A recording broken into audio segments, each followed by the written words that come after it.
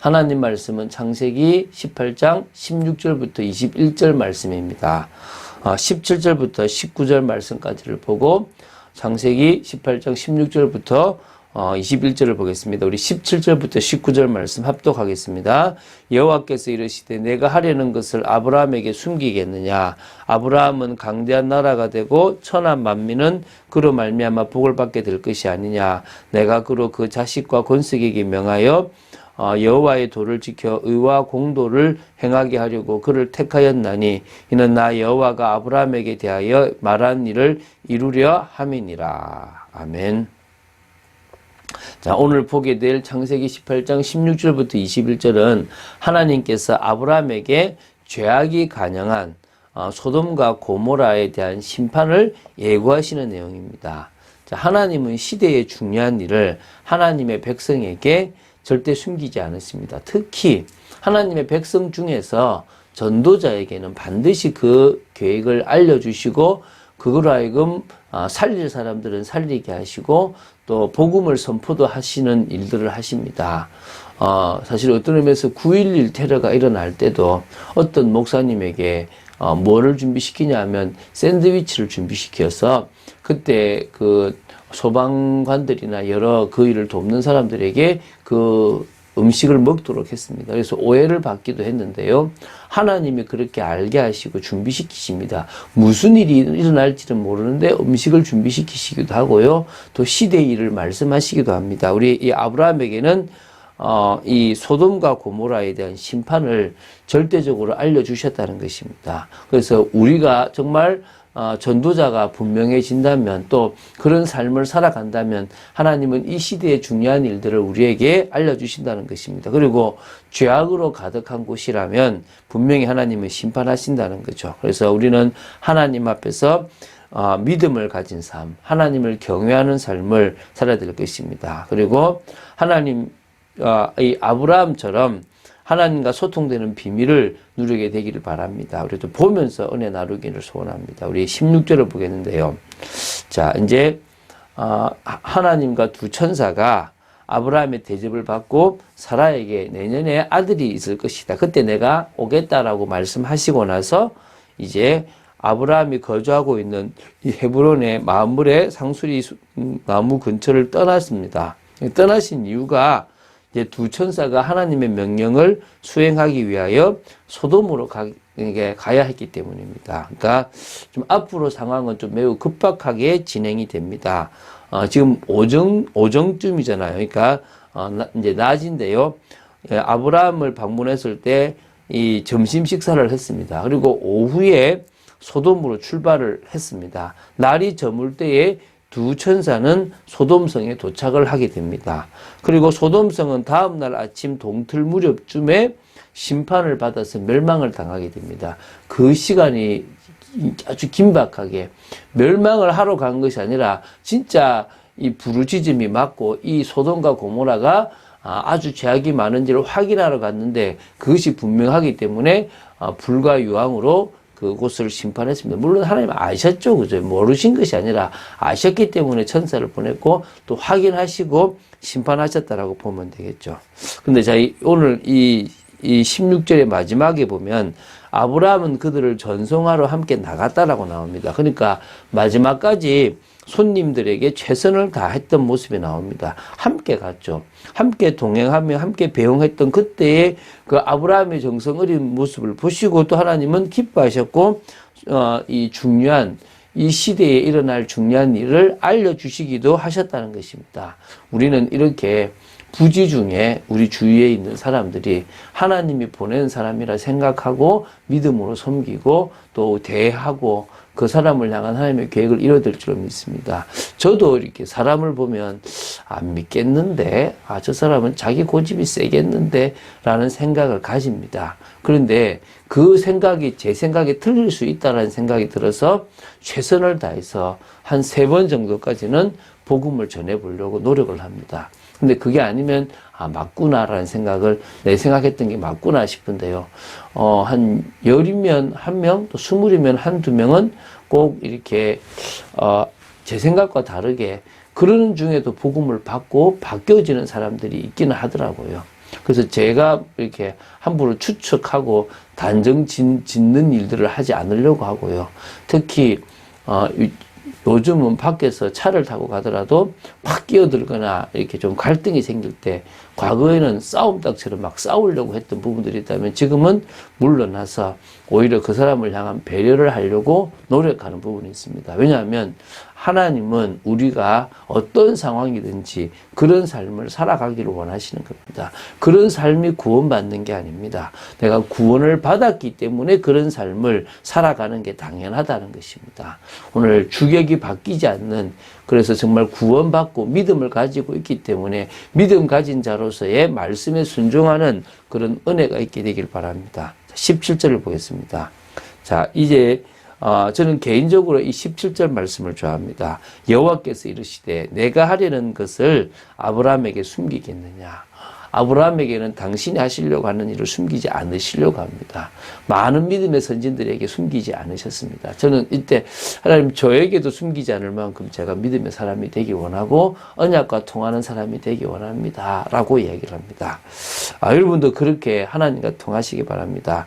하나님은 시대의 중요한 일을 당신이 인정하시는 사람, 전도자와 함께 나누기를 원하십니다. 그리고 그 시대의 중요한 일을 위해서 기도하고 당신이 이루시려고 하는 그 일에 정말 하나님이 인정하시고 하나님이 쓰시는 하나님의 사람, 전도자들이 쓰임받기를 원하시는 겁니다. 저도 여러분도 여호와께서 하시는 이 일들을 말씀으로 알게 되어지기를 바라고요. 또 그 말씀을 따라 하나님의 뜻을 성취하게 되기 바랍니다. 어느 순간부터 하나님이 자꾸 생각나게 하시는다라고 생각되는 사람이 있으면 연락을 해봐요. 관심을 가져보는 거죠. 그리고 나서 그 사람들에게 기도도 하면서 연락을 해보는데 꼭 그럴 때마다 어려운 일들이 생기기도 하더라고요. 하나님의 계획이니까 조금 더 하나님의 깊은 것과 통하는 성령의 역사로 하나님이 하시고자 하는 일들을 알아가는 그런 저희들이 되어져야 될 줄로 믿습니다. 자, 18절, 19절을 보겠습니다. 왜 하나님이 아브라함에게는 안 숨기시느냐? 그것에 대한 근거를 이 18절, 19절에 댑니다.